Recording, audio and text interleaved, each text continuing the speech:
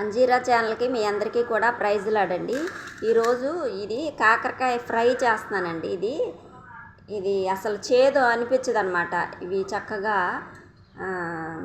మనం ఇదిగోండి, ఇది పెరుగు మజ్జిగ చేశానండి. ఇది పెరుగునే కొంచెం మజ్జిగలా చేశాను. ఇది ఉప్పు, చింతపండు, ఇదిగోండి పసుపు, ఇవన్నీ వేసి కొంచెం ఇది ఉడకబెట్టాలండి. ఉడకబెట్టిన తర్వాత మళ్ళీ దీన్ని తీసి ఎట్లా ఉండాలో మీకు చూపిస్తాను. ఇదిగోండి, ఈ తొడేలన్నీ తీసేయాలన్నమాట. ఈ చివర తొడేలు తీసేసి మనం ఇదిగోండి ఈ గిన్నెలో పెట్టేసి మనం ఉడకబెట్టేసేద్దాం.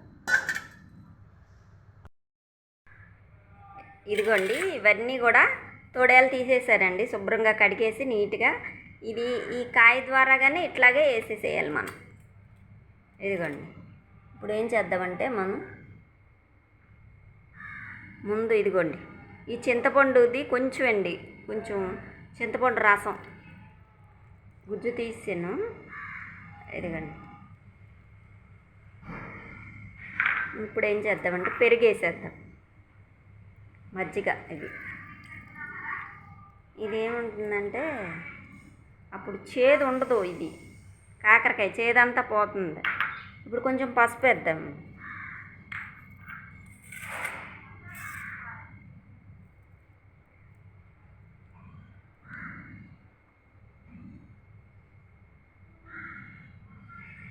ఇది స్టవ్ మీద పెట్టి ఉడకబెట్టేసరికి చక్కగా అది నీళ్ళు ఊరుతుంది అన్నమాట. చక్కగా ఆ నీళ్ళల్లో ఈ బాయిల్ అవుతాయి. కొంచెం సాల్ట్ కూడా వేసేద్దాం.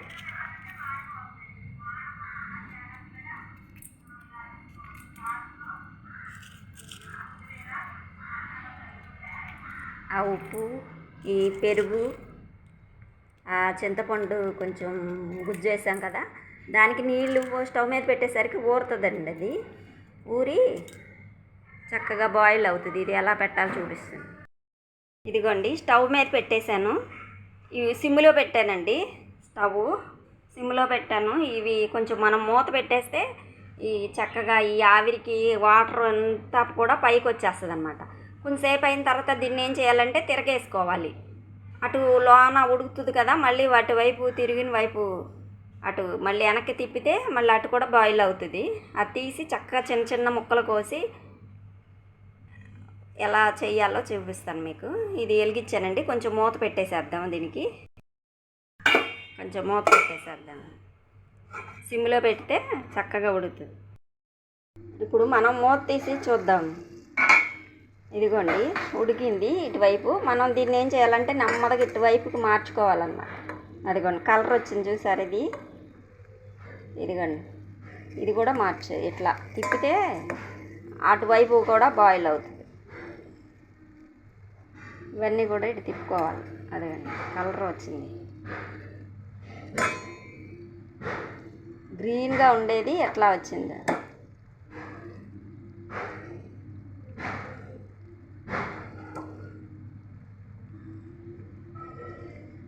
ఇది గ్రీన్గా ఉంది. ఇది వెనకాల తిప్పేసరికి కలర్ వచ్చింది.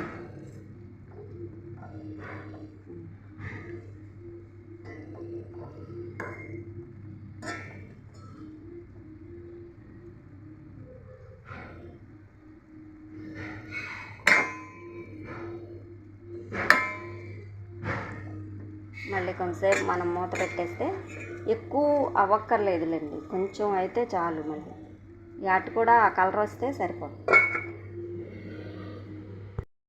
చూద్దామండి.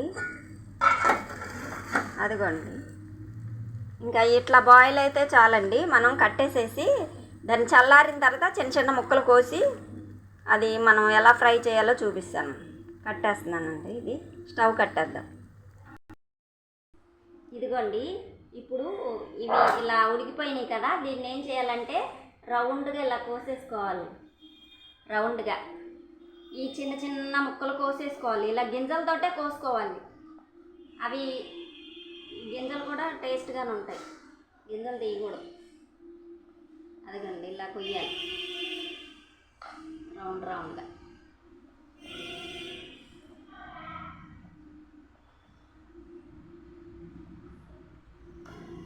ఇలా చిన్న చిన్నగా కోసుకోవాలి.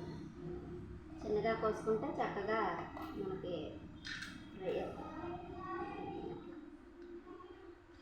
చిన్న సైజు కాయలు అయితేనే బాగుంటుంది ఈ కూరకి. ఇట్లా ఫ్రై చేయాలంటే ఇలా చిన్న సైజే ఉండాలి. ఈ చిన్నయే 20 రూపాయలు అంటాయి. చిన్న కవర్లో పెట్టి అమ్ముతారనమాట. 20 రూపాయలు అన్నారు.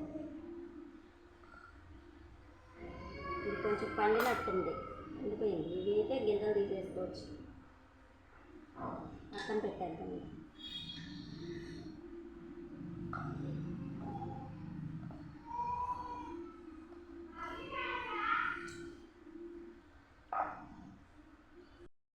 ఇదిగోండి వేడెక్కింది. ఇది గిన్నె పెట్టేశాను.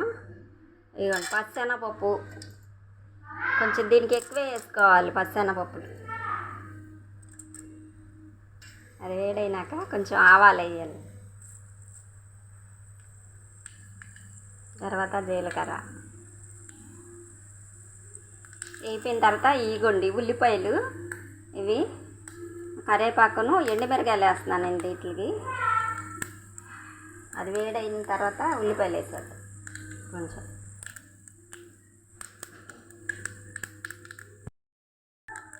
ఇప్పుడు ఉల్లిపాయలు వేసేద్దాం.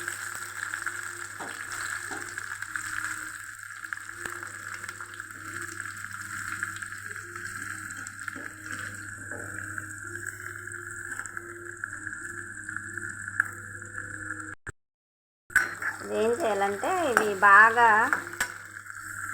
రంగు రావాలండి, ఎర్రగా రావాలి. ఇవి మామూలు మన కూరల్లో ఎరుపుదనం కాదు, ఇంకా ఎక్కువగా వేగాలన్నమాట. ఇవి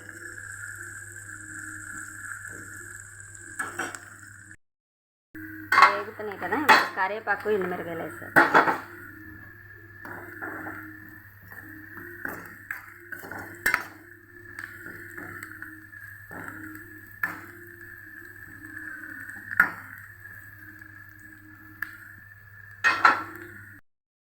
ఇప్పుడు కొంచెం అల్లం వెల్లుల్లిపాయ పేస్ట్ వేద్దాం.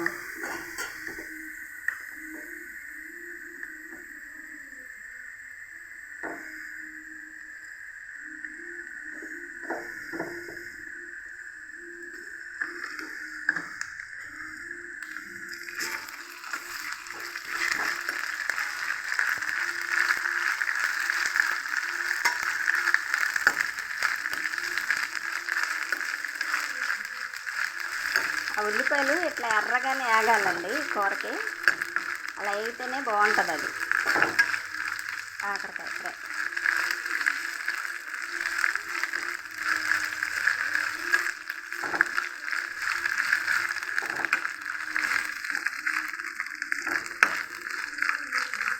ఇంక ఇట్లా చాలండి.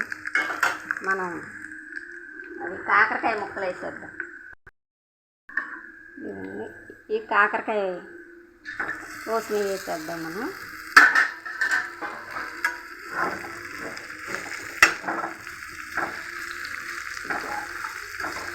ఇది చక్కగా సిమ్లో పెట్టి చక్కగా ఇట్లా వేసుకోవాలన్నమాట. మనం ఇందులో కొంచెం ఉప్పు వేసి ఉడకబెట్టాం. మనం దాన్ని బట్టి చూసుకుని కొంచెం మనం ఉప్పు వేసుకోవాలి. దీంట్లో ఏం చేయాలంటే పచ్చికారం కలపాలండి. ఎండుకారం వద్దు, పచ్చికారం అయితేనే బాగుంటుంది. మళ్ళీ దించేటప్పుడు మనం కొంచెం ఎండు కొబ్బరి వేసి మసాలా వేసేసి గరం మసాలా ఇంకా దించేయటమే. ఇవి బాగా వేగాలి ఇది నూనెలో. ఇదిగోండి చక్కగా వేగింది. ఇప్పుడు ఏం చేయాలంటే మనం పచ్చికారం వేద్దాం. పచ్చికారం వేసి కొంచెం ఉప్పు కూడా సాల్ట్ వేద్దాం. అది అక్కడ కొంచెం వేసాం కదా ఉడకబెట్టేటప్పుడు. ఇప్పుడు చూసి కొంచెం వేసుకోవాలి. కొంచెం పచ్చికారం వేద్దాం.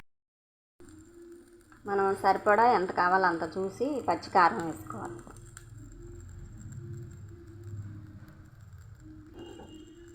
కొంచెం ఎక్కువే పడుతుంది, ఎందుకంటే కాకరకాయ కూర కదండి, చేదుగా ఉంటుంది. చూసి వేసుకోవాలి. మీ కారాన్ని బట్టి వేసుకోండి.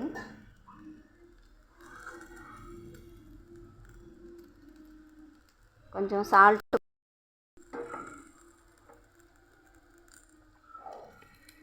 కూడా వేసేద్దాం.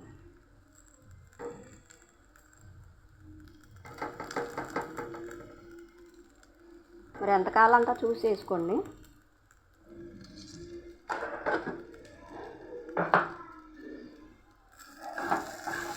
ఇది చక్కగా ఇట్లా ఇట్లా కదిపేసి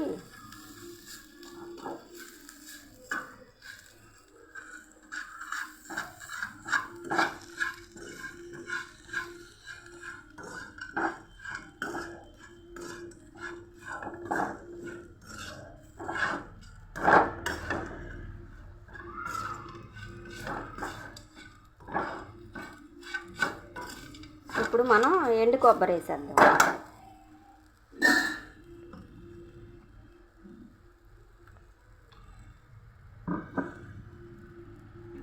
కొంచెం జీలకర్ర పొడి,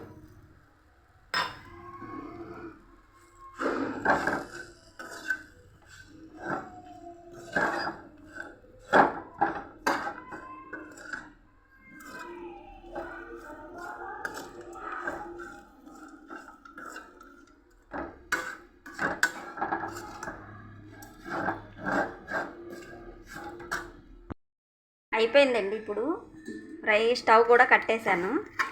ఇంతేనండి. ఇది మనం ఒక బౌల్లోకి తీసేసుకుందాం దీన్ని. ఇదిగోండి బౌల్లోకి తీసేసాను. ఇంతేనండి. ఎట్లా చేసుకోండి ఎప్పుడన్నా. ఇప్పుడు ఇలా చేసుకుంటే అసలు చేదు అనిపించదండి. ఇది కాకరకాయ, ఇది అన్నంలో వేసుకుంటే కూడా ఇది కాకరకాయ కూర ఇష్టంగా తింటారు. ఇది మామూలు కర్రీ అనుకోండి, ఇది చేదుగా ఉంటుంది కదా. ఇది చింతపండు, పెరుగు వేసి మనం ఉడకబెట్టాం కాబట్టి అందులో చేదు ఆ రసంలో వెళ్ళిపోతుంది అనమాట. ఉడకబెట్టి బాయిల్ నీళ్ళు వంపేసాం కదా. ఇప్పుడు ఇది చక్కగా అసలు తడి లేదండి, చక్కగా ఫ్రై అయినట్టు అంత ముక్కలు ఇలా ఉన్నాయి. మన ఇష్టం. దీన్ని పెద్ద పెద్ద ముక్కలుగా కూడా కోసుకోవచ్చు, అట్లా చేసుకోవచ్చు, ఇలా చేసుకోవచ్చు. అంతేనండి. మీ అందరికీ కూడా ప్రైజ్ లాడండి. మరి లైక్ చేయండి, సబ్స్క్రైబ్ చేయండి, ఉంటే సబ్స్క్రైబ్ చేసుకోండి. Praise lord.